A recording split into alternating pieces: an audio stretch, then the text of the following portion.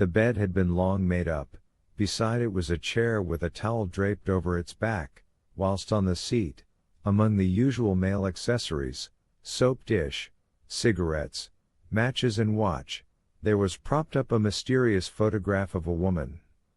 All the while Larius stayed in the library, voyaging around the book-lined walls, squatting down on his haunches by the bottom rows, staring greedily at the bindings, undecided as to which to take out first, the Pickwick Papers or the bound volumes of the Russian Herald for 1871.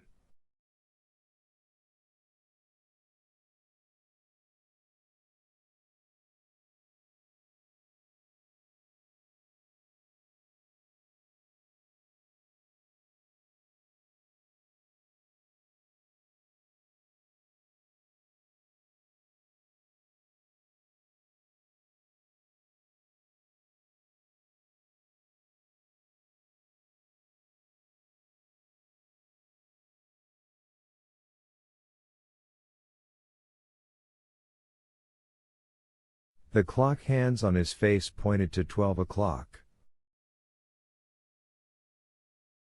But as twilight approached, the mood in the Turbans' apartment grew sadder and sadder, and as a result the clock did not strike 12, the hands stood still and silent, like a glittering sword wrapped in a flag of mourning that stood at half-mast.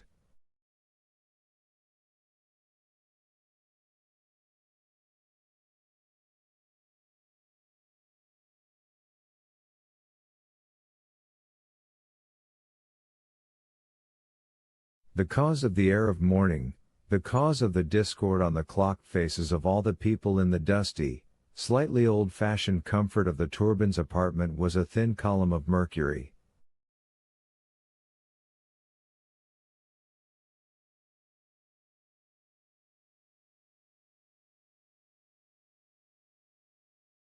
At 3 o'clock in Alexei's bedroom it showed 39.6 degrees centigrade.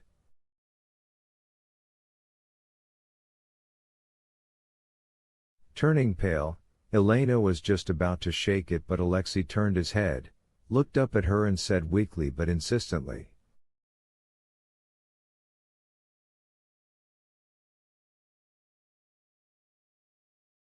"Show it to me." Silently and reluctantly Elena showed him the thermometer. Alexei looked at it and sighed deeply. By 5 o'clock he was lying with a cold gray bag on his head, little lumps of ice melting and floating in the bag.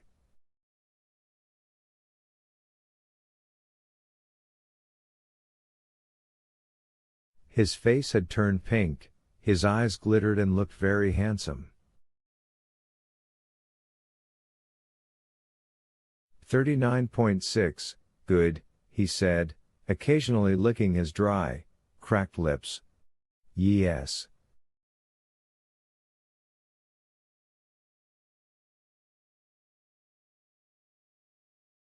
Maybe all right. Though I won't be able to practice, for a long time. If only I don't lose my arm, without an arm I'm useless. Please don't talk, Alyosha, begged Elena, straightening the blanket around his shoulders.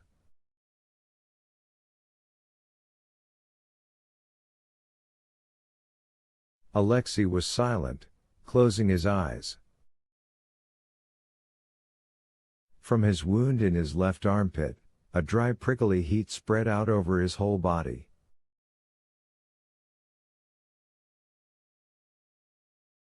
Occasionally he filled his chest with a deep breath, which gave his head a misty feeling, but his legs were turning unpleasantly cold.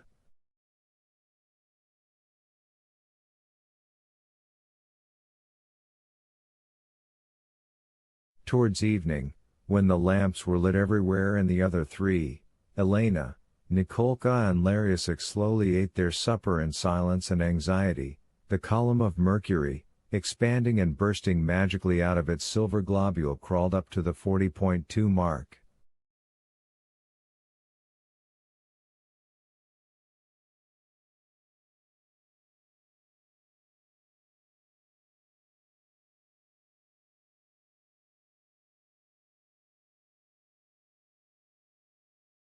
Then Alexei's alarm and depression began to melt away and dissipate.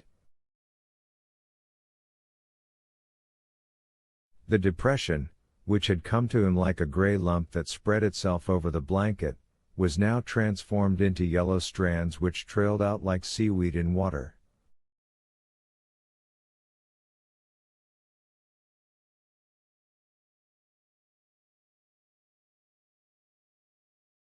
He forgot about his practice, forgot his anxiety about the future because everything was smothered by those yellow strands.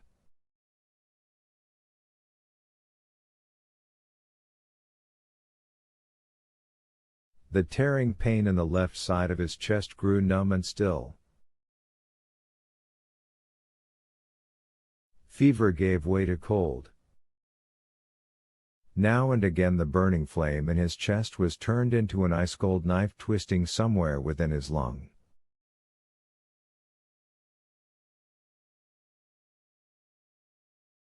When this happened, Alexei shook his head, threw off the ice bag and crawled deeper under the blankets.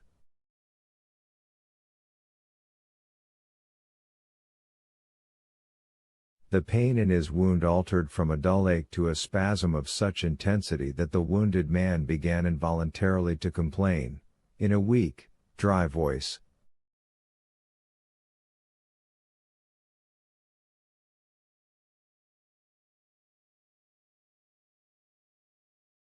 When the knife went away and was replaced by the flame, the fever flooded back again through his body and through the whole of the little cavity under the bedclothes, and the patient asked for a drink.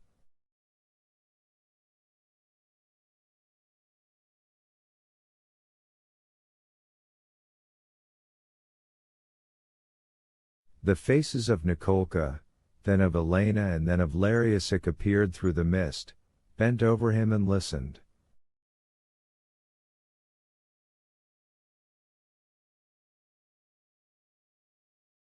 The eyes of all three looked terribly alike, frowning and angry.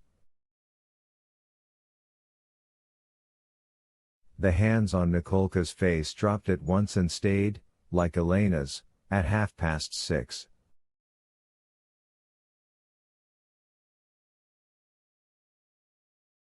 Every minute Nikolka went out into the dining room.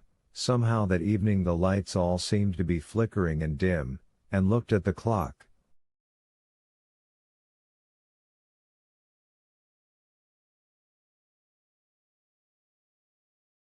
Tonk, tonk, the clock creaked on with an angry, warning sound as its hands pointed at 9, then at 9:15, then 9:30.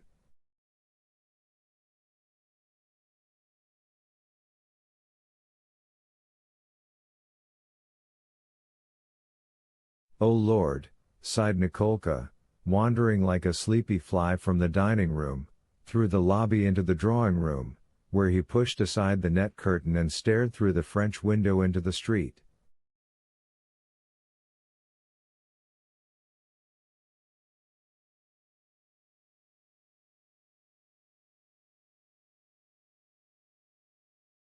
"Let's hope the doctor hasn't lost his nerve and isn't afraid to come," he thought.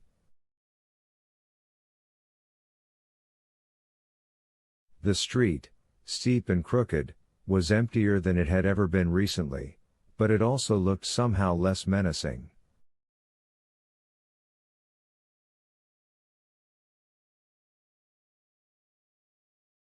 The occasional cabman's sleigh creaked past, but they were very few and far between. Nikolka realized that he would probably have to go out and fetch the doctor, and wondered how to persuade Elena to let him go.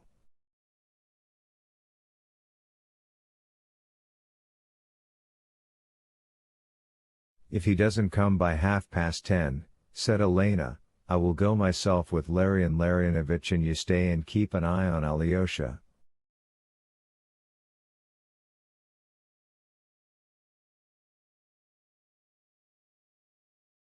"No, don't argue. Don't you see, you look too like an officer cadet." will give Lariusic Alyosha's civilian clothes, and they won't touch him if he's with a woman.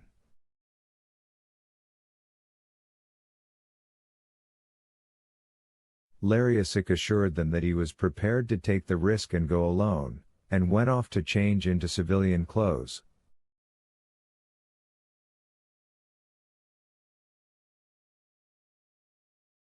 The knife had gone altogether, but the fever had returned, made worse by the onset of typhus, and in his fever Alexei kept seeing the vague, mysterious figure of a man in gray.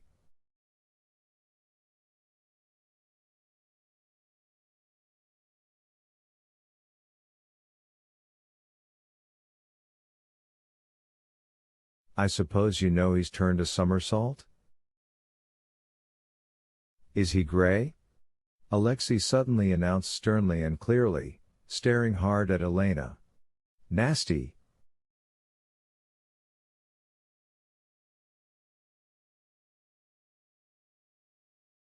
All birds, of course, are the same. You should put him in the larder, make them sit down in the warm and they'll soon recover.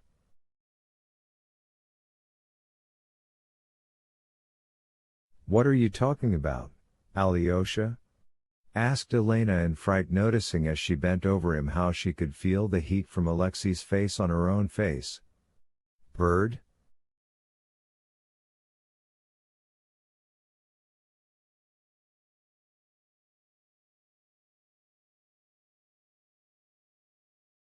What bird? In the black civilian suit Lariusic looked hunched and broader than usual. He was frightened, his eyes swiveling in misery. Swaying, on tiptoe, he crept out of the bedroom across the lobby into the dining room, through the library into Nikolka's room. There, his arms swinging purposefully, he strode up to the birdcage on the desk and threw a black cloth over it.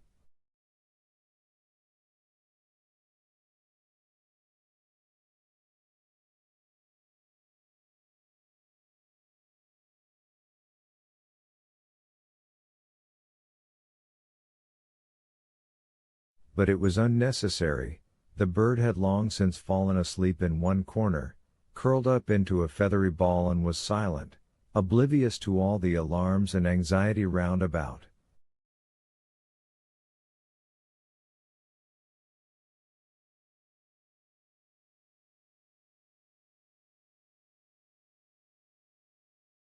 Lariusic firmly shut the door into the library, then the door from the library into the dining room.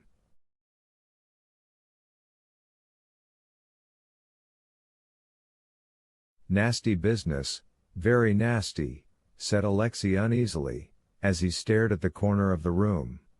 I shouldn't have shot him.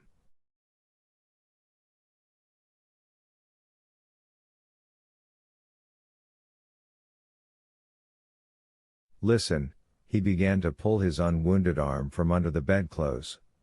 The best thing to do is to invite him here and explain, ask him why he was fooling about like that.